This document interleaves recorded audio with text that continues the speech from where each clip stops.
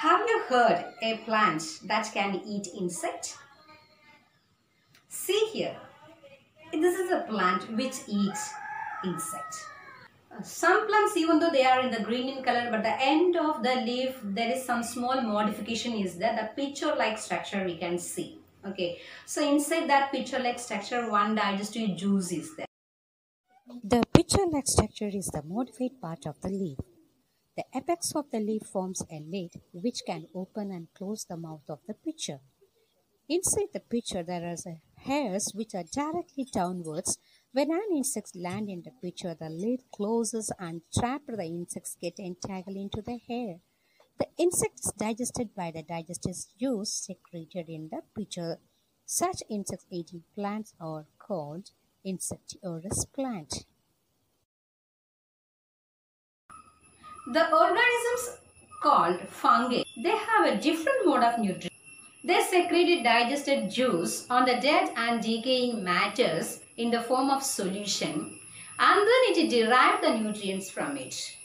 So this mode of nutrition is called saprotrophic mode of nutrition.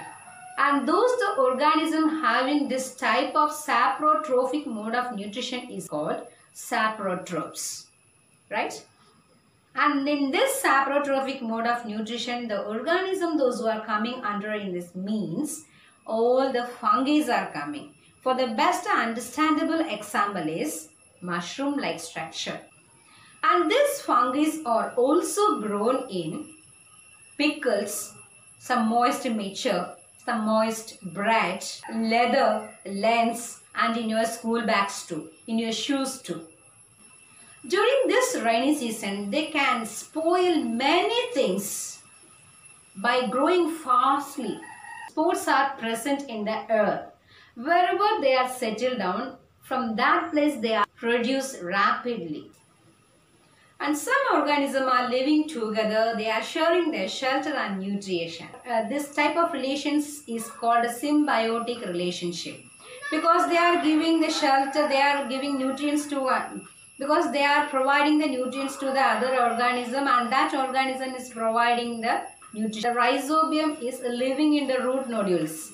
So it got shelter. But in opposite what the plants are giving, they are giving the nutrients to that rhizobium. So these two are mutually understanding, and this type of relationship is called symbiotic relationship, and one more best example is lichens.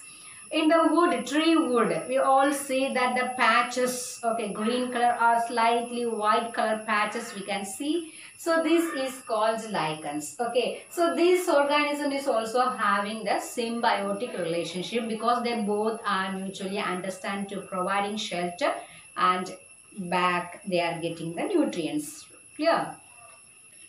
How nutrients are replenished in the soil?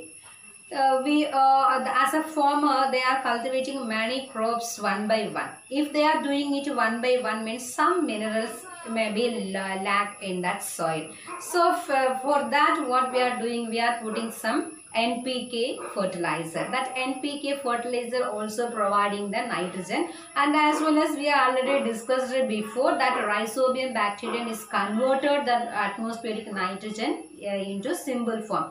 So through this two form, the plants are getting the symbol form of nitrogen for the protein synthesis. So like this also the minerals may be settled down.